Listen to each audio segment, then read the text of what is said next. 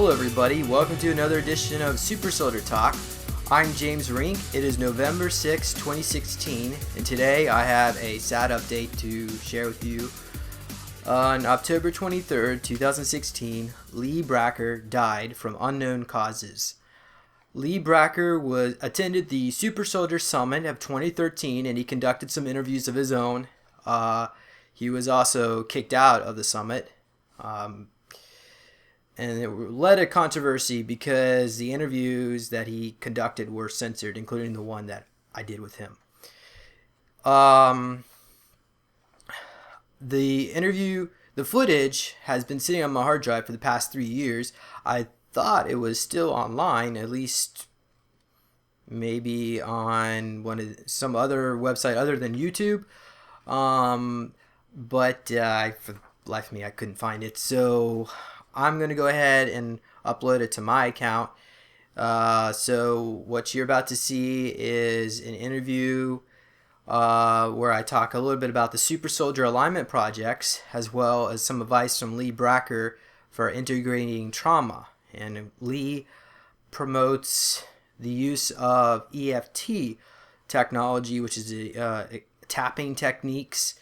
It's called actually emotional freedom technique, but where you do different types of tapping and muscle applied kinesiology to release trauma, and it does help. However, individuals who've been cybernated, who are loaded with implants, who are partly cyborg, are not going to find much benefit from this particular type of technique. And I think he was promoting this at the Super Soldier Summit. It was upsetting some people, but I don't judge. Everybody has their own opinion, and I don't think somebody should be thrown out of a Super Soldier Summit. But maybe there are some more issues or stories going on there. I don't have all the details, and I don't think I may not even want to talk about it because I don't want to get caught up in the drama, all that. But I can tell you that from my opinion, Lee seemed professional, although I only worked with him this was only 30 minutes long, so overall I can't really give a comment on whether or not, he was extremely blunt to a lot of people. But anyway, so yeah, without any further ado, let's play the tape. This is Lee Bracker from Dismantle the Beam Project, and today I have James Rink.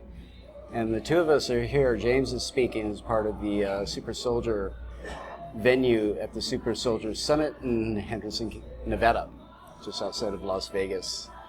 Actually, you can see Las Vegas from our hotel room, and we're not too far from Hoover Dam, and the other reason why I'm here is because I went to Hoover Dam, kind of studied in person because I did it all at home in Tucson, Arizona, when I did that year-long study, Stargate Theory and the pyramids of the Grand Canyon. So now we're getting into other DARPA projects, and the Super Soldier venue is quite the thing. I've been meeting quite a lot of people, and James Rink is one of the top echelon speakers at this one, and he spoke a little bit last night, and I kind of wanted to follow up with some of the things that he wasn't able to embellish on because we had limited time. James, how are you? I'm doing good. Thanks for the introduction. Right on, bro. All right. So I don't really know what I could add to all that. That was all right. Yeah, I don't have any disagreement there. So this is actually the second Super Soldier Summit, and we are hoping, when I say we, as the other Milabs survivors, including myself, that this summit will help plant seeds to something even greater. One thing I noticed is that the more we're able to share and disclose information, the more it helps bring awareness, or I don't want to use the word trigger, but it helps other people become aware that they've been used as well. And what we're finding is that there's a flood or an avalanche of potential survivors or stories, really, just so many different people now, that literally this could really grow into something really big because so many people are affected. I'd like to ask you a couple of things to explain to those that are viewing this. You mentioned Milab. If you could describe a little bit about that, and then possibly go into your altar that you spoke of yesterday, and we'll start there and then graduate. Okay, good point. Yeah, and All just right. feel free to be you. This is all raw stuff. Okay. We're not in a studio. Yeah. And I just want to mention that I've had a sore throat for like the past 2 months, and I think it's vibrational, and I'm going through a major healing crisis. So I'm going to try to talk as long as I can. But basically, a Milab or a Milab, depending on who you are and what part of the country you're from, it stands for military abductions. And what that basically is involved is that the military gets their hand on people that have been involved with UFO or alien experimentation. And the military, well, one of the reasons why they abduct us is because, when I say us, is because I have been in contact with, I believe, Pleiadian and reptilian extraterrestrials. But the military wants to get intel on what these ETs are doing, because they don't share their intel with the Earth government. So the way they do that is they abduct us to interrogate us and get information. But a lot of us don't even know, because the ETs don't really keep us in the loop, either way. And so that's one reason, or one thing they're doing. The other thing is for using our abilities, because especially when you start talking about psychic abilities like remote viewing, or even telekinetic abilities, because you could use telekinesis to, say, crash someone's brain or to cause someone to have a heart attack. So maybe all these so-called mysterious heart attacks or suiciding could possibly be some kind of remote viewer attacking someone else, a targeted, you could call them a targeted individual. And the way they actually do it is through, as you mentioned earlier, an altar. An altar is basically, they use trauma on a child. It's done at a very young age, before the age of 3.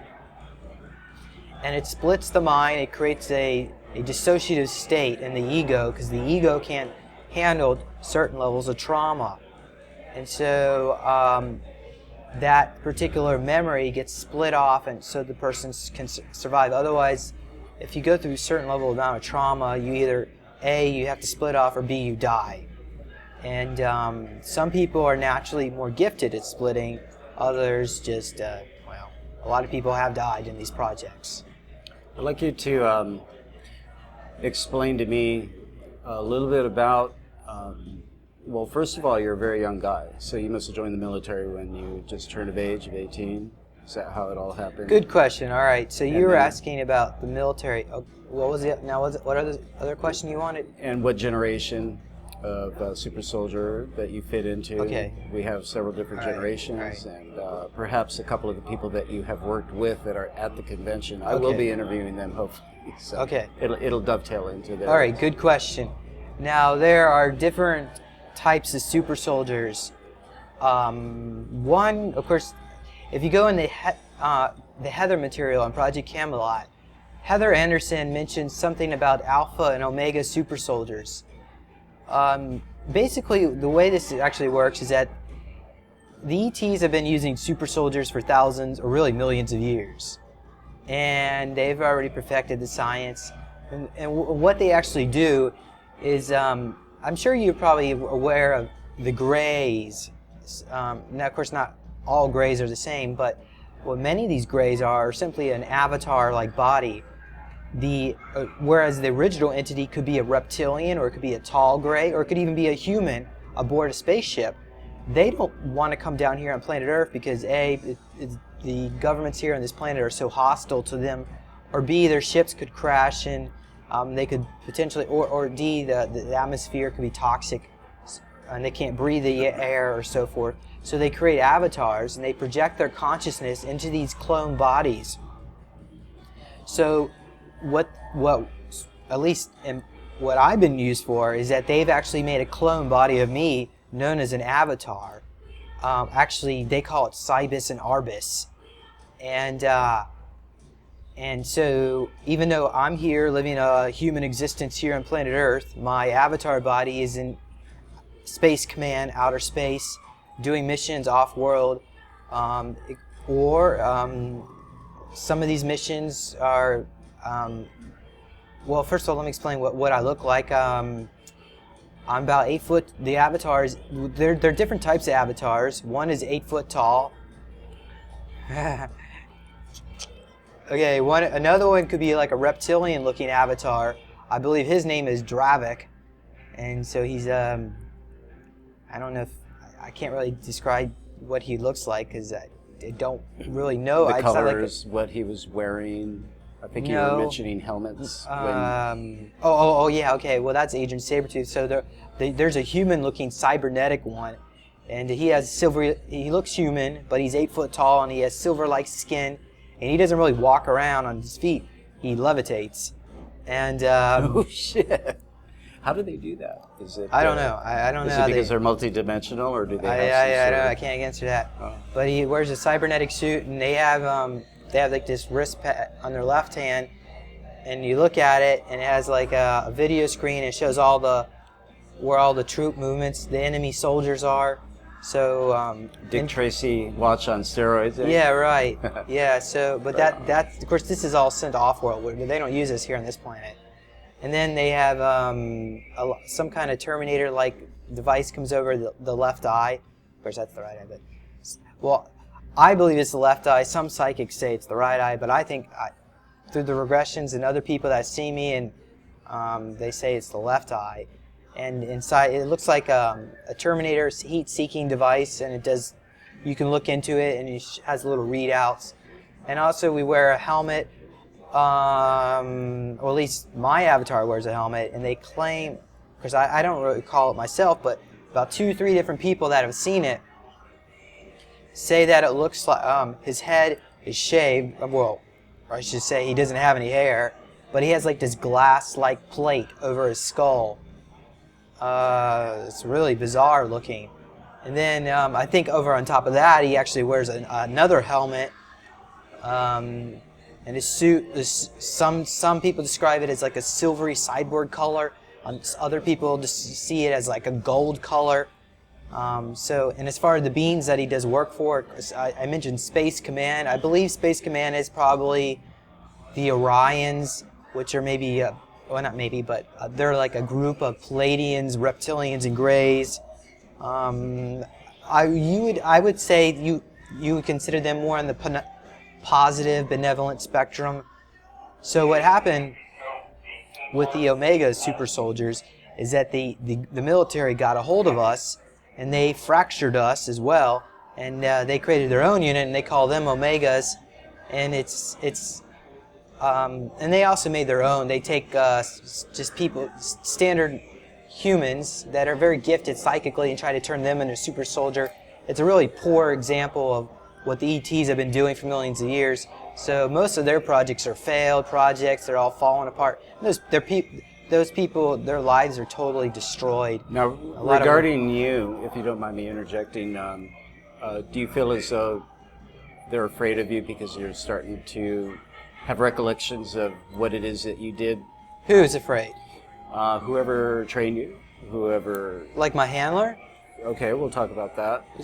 Well, yeah, I would think they wouldn't want me to start talking about this kind of stuff. It is pretty... So are they afraid of you because you're a super soldier that you can, I don't know, transform into your avatar? Yeah, well, I think that's probably one of the reasons why I get the injection marks. There may be a couple reasons why, but one of them, at least possibly, is we all have the natural ability. We want to integrate. We want to release traumas and to heal. Well, at least I do. Maybe not everyone, but... Are you familiar with Aaron McCullum? Yeah. Okay, so Kerry Cassidy's interviewed him a couple times, but nothing in a couple of years. You know, I haven't heard from him. He was part of the human-dolphin hybrid program. Yeah, well, he had a short shelf life, as he described it, but I think, and you're not familiar with this yet, because this is what I was sort of talking about, and the organizer of this conference sort of was about ready to poo-poo the whole idea. But the thing is that I have a treatment for mind control, and what it does is it arrests the progression of the cycling conundrum, so to speak, of, being in a rut that you can't break out of. This releases you from that. It just opens up the neural pathways so that the brain can, resolve psychological issues. Is it like tapping? Was it similar? It's actually that's an emotional freedom technique, but what I have is the flagship, and all it is a rediscovery of what the ancient people used to do. I'm not going to describe it because we're interviewing your thing here. But Aaron McCullum, and it involves water. It's actually a water rebirthing technique, and it's what the ancients practiced and shared. Are you familiar with Ascended Waters? A little bit. Perfectwaters.net? Yeah, we talk about that, but what this is more of is a memory that we have just before birth, and when we restore that, and it's through the experience, then we can be rebirthed in a trauma-free experience and then glide right through life.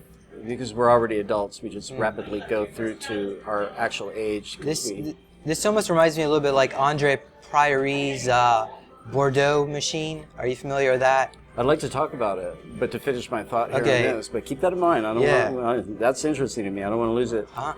Aaron McCullum may have, because he enjoys being in water, he may have accidentally got into the fetal position, totally submerged, and somehow was able to unlock the meridian pathways from the billions of cells and clusters of cells and all the viruses, so to speak, that linger and never get expunged from our memories. It's memory traumas that need to be exercised out of the brain. And once they're done, and it's just very simple. It's just like a 5 to 20 minute thing, depending on if you use a snorkel to stay submerged in that position before you come out of the water.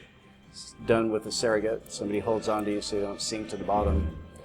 It originated really from the treatment for extreme eating disorders, anorexia nervosa in particular.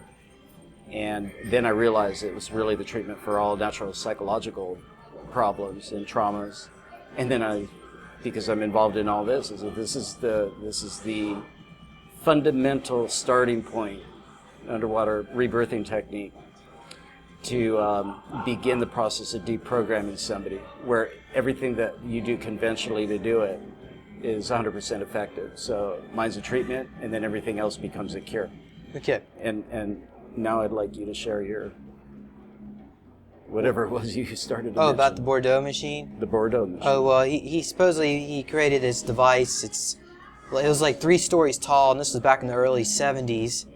And he found a way to twist space and time to actually reverse your DNA, like open up micro wormholes and go back in time to when your DNA was healthy, and to download that template, that holographic template of your own. And people were getting cured of cancer. They were doing age reversals. And eventually, the machine, even though it was 3 stories tall, he was only able to treat a mouse. So he needed he did have a small one, but the one that needed to treat a human was 3 stories tall, and he was already building it.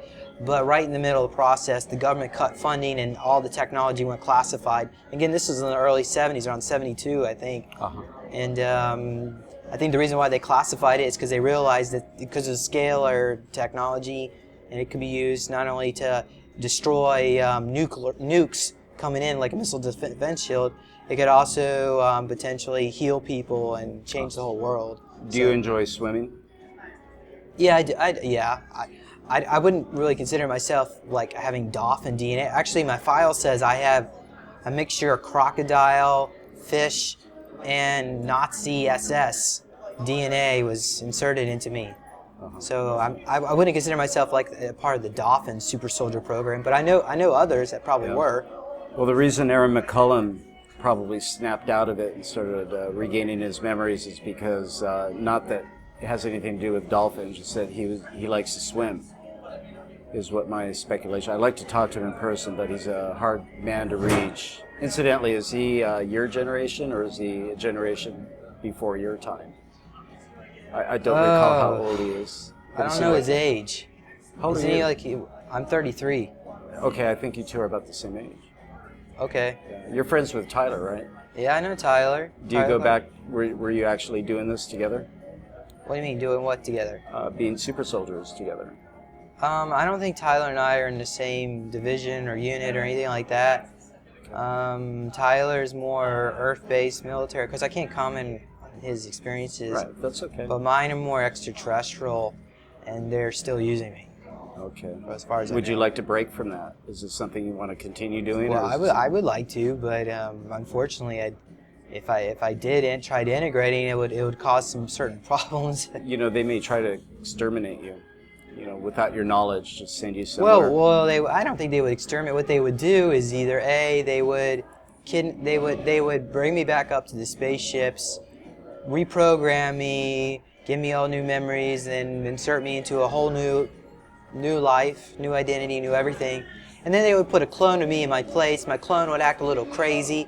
No one would believe him. And after about a year, his health would just keep declining. Give you a little Jared Lee Loughner profile, huh? And that he would would do die. The trick. Yeah. Well, let me tell you something. I'm glad we're talking. I'm going to have you watch my 9-minute video of what that rebirthing technique is. That way you can understand it. If you elect to do it, you can always reset yourself so that you don't continue doing it. If they're sending you to do murders, you know, assassination kills and stuff like that, I can't fire a weapon. If I don't bear a weapon, I'm fine with it. So, but I do defend everybody's right to bear arms. I don't have the heart to do it. Anyway, well, the thing is it's all good. I'd like you to talk a little bit about the needle marks. Let's get into that. Well, I've been getting injections pretty much every day since 2005. Some of them look like scoop marks. Some of them look like three-pronged needle marks, triangular-shaped marks. I had one that was in the shape of a dragon. One was in the shape of a heart on Valentine's Day, and I think that was 2007. Never did get any other hearts. And they happen more frequently now, like every day, you're saying? Before you went on, you said you had one that you noticed just 2 hours Well, yesterday prior. I got 2 of them on the same day. Today I didn't get one. I didn't notice one this morning, but sometimes maybe they're injecting me on my back in areas you can't tell, or, you know. They find hiding places. Yeah, where right. did you get yours yesterday? I think you showed me the inner I had side one of on your my lip. lip, and I had I had like a ring of needle marks inside my mouth. Actually, it was on it. I think it was on this side. Uh-huh. And then they like to inject me inside my mouth, and I've actually had a scar that went from this side of my mouth through on my lip to that side. And there's all sorts of little needle marks. Do they have to materialize into a 3-dimensional thing that you can see? I think they're all staying in a different dimension. Maybe they're pulling me out. I don't know. Knocking you out, and you just don't have time. I don't know. I don't recall. Do you ever have the habit of looking at your watch or looking at the time when you do come to? I don't notice any missing time, which makes it so odd. I've been told maybe they're like inserting memories. Like if I'm gone for 3 or 4 days, they put a clone of me in my place, and then when they're done with me, they extract the clone, then extract all the clone's memories, and then deleted the memories that I had, and then insert the memories of the clone. And they actually have technology to do this. It's ET technology, and they could use it for healing the planet. You know, pardon to all of our educators and teachers, we love you, but we could stick these children in these machines, and in 10 minutes we could teach them a foreign language. But you know, it's okay. You know, this is what the future holds. So. Do you know Erin pretty well? She spoke after. Erin McCollum? Erin. Erin? Was that her name? The gal that spoke. Sarah, you mean Sarah Sinclair Hicks? The last girl? Well, yeah. The Rothschild? The Rothschild. Is that who you're talking about? Well, she described her daughter as being one that can understand foreign languages, never have a look at, and then read it and speak it fluently. She did that with the Sumerian language. Okay, yeah, I see where you're taking this. I have to learn. I've tried. Yeah, I'm not like that. However, I've worked with other contactees, and I put them under regression, and I tell them to download a German language speaking protocol, and they go to a German. This individual, he went to a German website, and he was able to read it all. It only lasted a few minutes, and then it wore off. So apparently, we do have this kind of ability already. It's just I guess our ego gets in the way and we don't think it's possible. Do you know how they call you into action when you're... You mean how like to activate me? Yeah. Or how they just... When you're activated, you're given certain words, information. Okay. I was told my altar is activated through trauma, sound, and I think I'm not sure light frequency. I think it's trauma and sound frequency.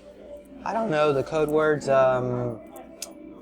Sani Sito, another contactee, she says the trigger code they use on me is something in the words of "be strong and love one another." But of course, I say that it doesn't trigger me, so I guess there's other words in there. Well, I'm not going to say it then. Huh? I won't say it. Oh. I have a poor memory anyway. Okay. So we're saying.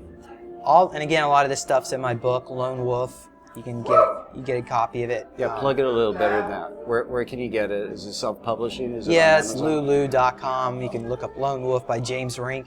You could also go to my blog, supersoldiertalk.com, and if you do enough digging, you can actually get a PDF copy of the book for free, because I try to make things available, because I know a lot of people are suffering financially, and just because you don't have money doesn't mean you shouldn't have access to this information.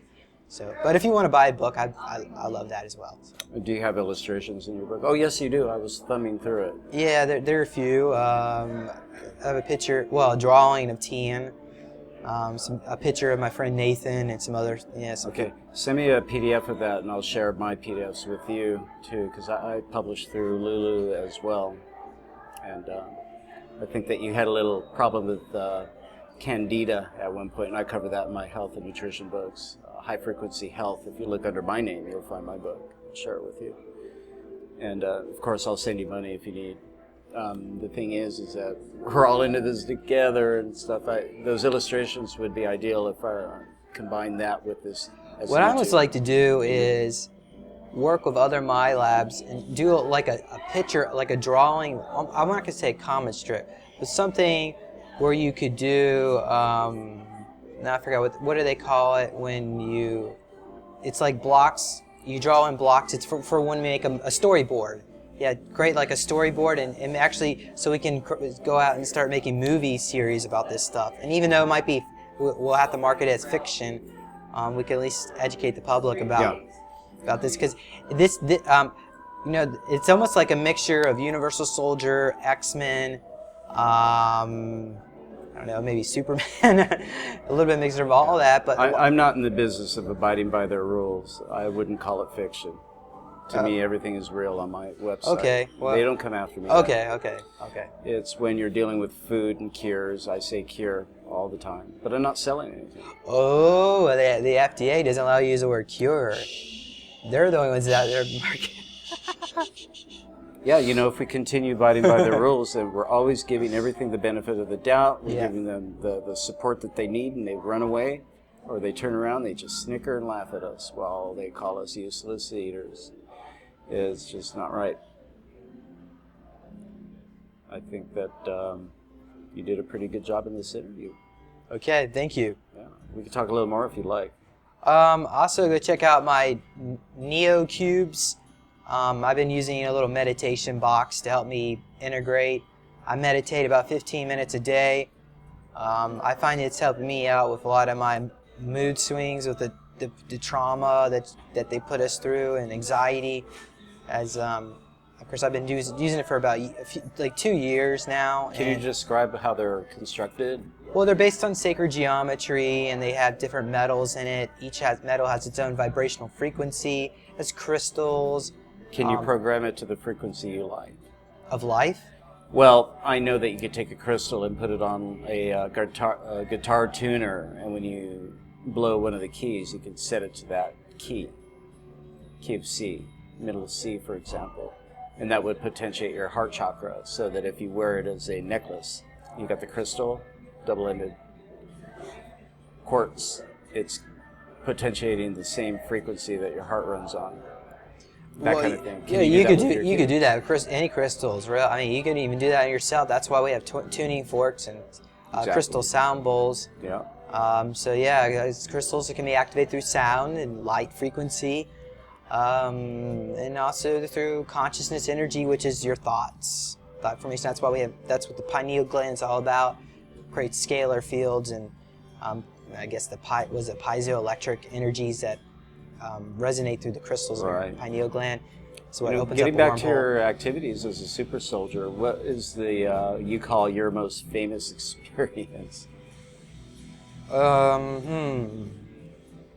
Famous. I mean, they I use me. Call it, I mean, they use me for terminations. I don't know. And Mr. Sabretooth doesn't really know what I do here on planet Earth.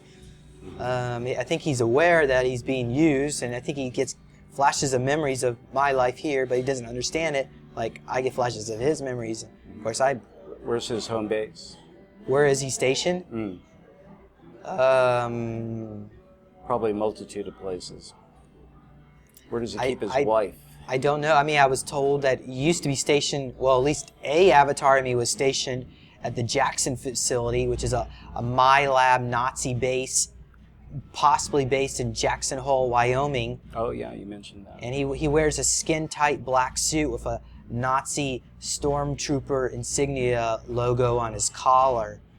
And they all actually wear that kind of uniform down there, but that base is long gone. It's been destroyed. I believe the Palladians or maybe there's a group within the government. I don't want to give the Palladians all the credit. If it's somebody, they're factions in Black Ops and or even our own government. So they've given us a little help, is what you're saying? Yeah, they probably did. They probably did. You know, I spent a whole heck of a lot of time with a research scientist, self-taught and the whole thing, and we were kind of very much alike. And he died just recently, Christmas Day. He always had to piss people off at the wrong time, so he Joe Blankenship, and you know, we logged in over 3 years together. I made it a point to become his student. Nobody else would ever thought to do it, but everything that he shared with me, it was his whole life, is in my head. So I'm like a walking, talking Joe Blankenship, so to speak. Right. This is a man that whenever he goes to a conference, basically is automatically asked to speak, no matter what, because he had tie-ins with people that worked for Tesla, and he worked for Wilhelm Reich. He has met and worked with and has traveled with and logged in experiences with most of the, most notable research scientists there are. And I was very fortunate to have him, and which is the reason I'm here and able to do these kind of things. And you're not really familiar with a lot of the technologies because you haven't studied them, but it's that which they implement that you use. You mean the devices that they make Sabretooth use? Like the technology he uses?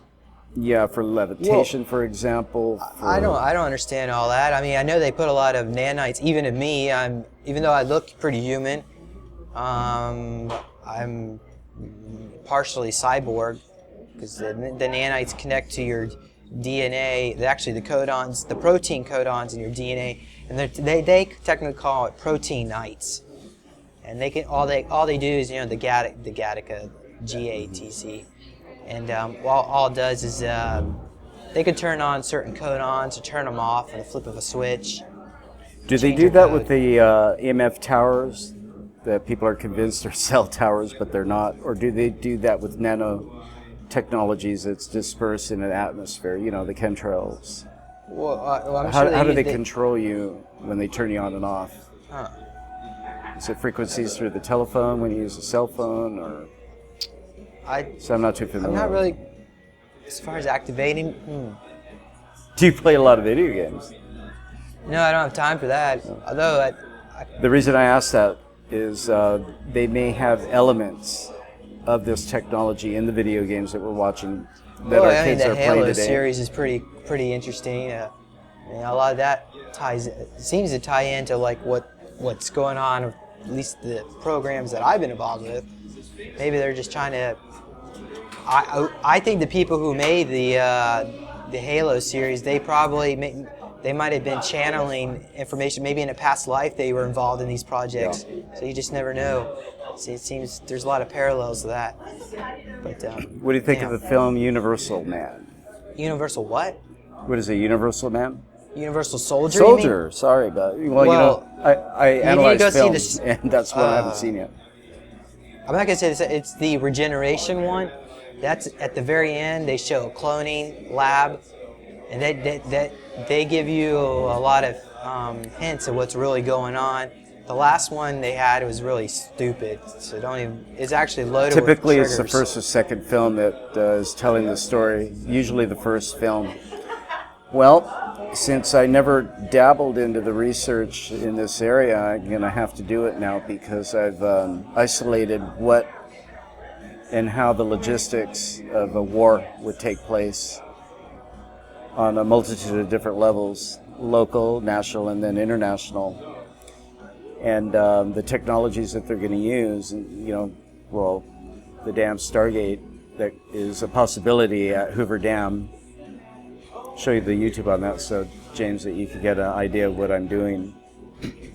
But all the cyborgs that they have already set to go, they got to get there somehow. So if they transport them, they're going to transport them instantly through these. China has a Stargate. The United States has several of them too, and that's how they're going to ship these universal soldiers, so to speak, from point A to point B, back and forward in time too. This is going to be the ugliest war we've ever known. Survive it is going to be just an unusual, miraculous feat.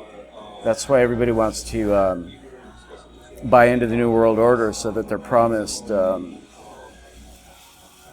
safety in the DUMBs, deep underground military bases and whatnot. Well, they're not going to be able to survive in that. It's like, imagine having a bunch of alpha wolves all in the same area. They're all going to tear each other apart. Those people are all egomaniacs. Imagine having Rothschild and Rockefeller all cramped up in a small room all day, and they already view all the sheeple as, what'd you call them? The useless eaters. Useless eaters, yeah. That was David Rockefeller. If they have disdain for their fellow humanity, they obviously have disdain for their companions, and I guess they're really their family. They don't care. No. They have no respect for life. Well, they got a plan for us. We got a plan for them. We just got to be a collective unit. When after these conferences are over, we all disperse, and then we isolate, and we're not working with each other. I like to be among people. I've made a lot of enemies, and it's only because of isolationism. People think that they have the power to do one thing and do it their way and not work together as a unit. I had that problem in my investigations, but I dealt with it. I just had to go with it and do it other people's way, although I did a lot on my own too.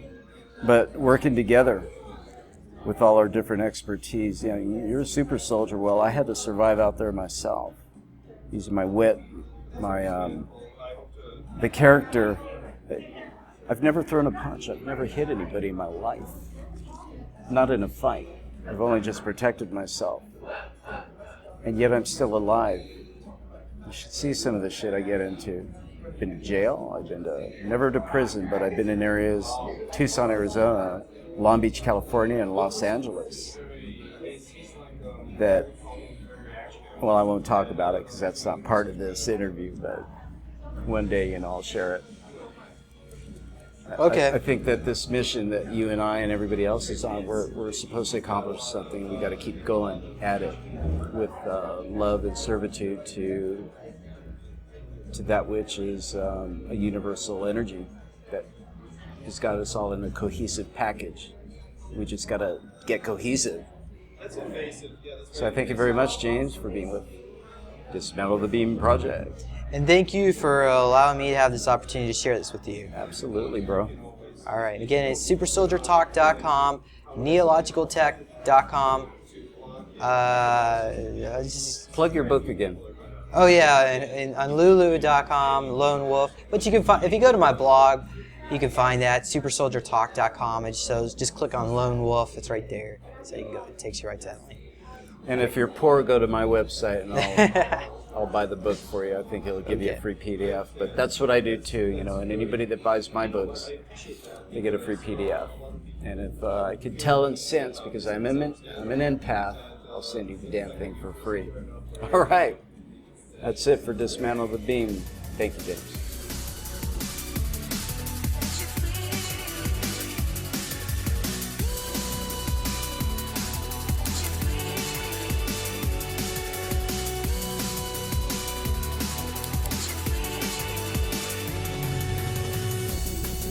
Please consider supporting Super Soldier Talk by purchasing your own Neo Meditation device.